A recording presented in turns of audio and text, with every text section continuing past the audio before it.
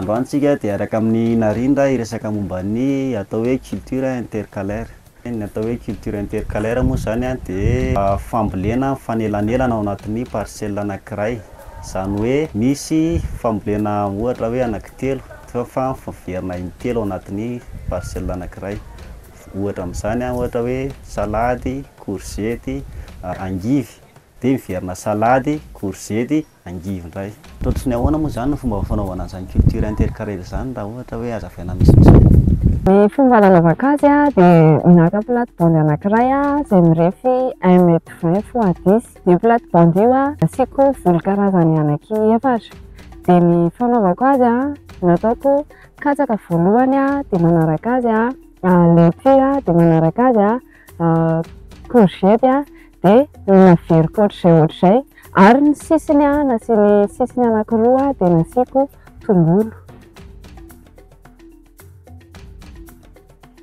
Pampambolena ohatrany ahoana moa zany no afaka anaovana ny culture intercalaire? Eo amin'ny fari-pambolena anazy indray zany dia izy ity afaka atao amin'ny toerana kely. Ohatra izao ilay lazaiko teo hoe plate-bande 1m20 fois 10 dia afaka atao toerana malalaka ihany koa izy ity satria araka maha intercalaire azy dia samy manana lignany ny volo tsirairay avy dia mety amin'ny foana na toerana malalaka. Ny teknika fambolena anazy zany dia ohatra izao ity anankiray ity novoleko ny angivy satria izy maharitra indrindra dia manarakaraka azy eo amboleko amin'izay ny tongolo amin'ilay manaraka ny sisiny satria tsy dia maharitra kokoa ny angivy.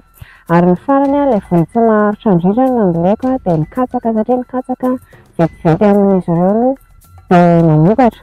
Ary ny tena tsy maharitra indrindra ohatra ny salady no atao farany.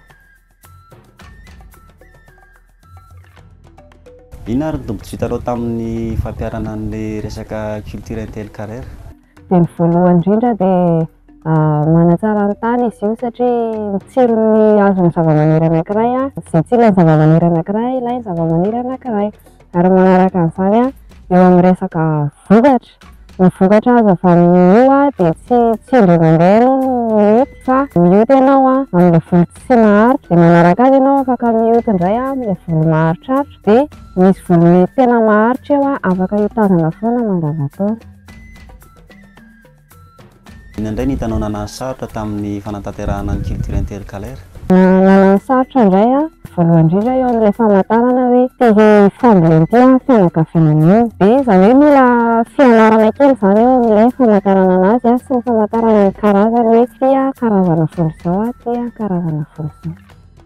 Izaho zany dia tia hanentana antsika tantsaha mba hanao an'ity volo intercalaire ity satria voalohany dia mahazo vokatra betsaka tsika no mety foana mandavantaona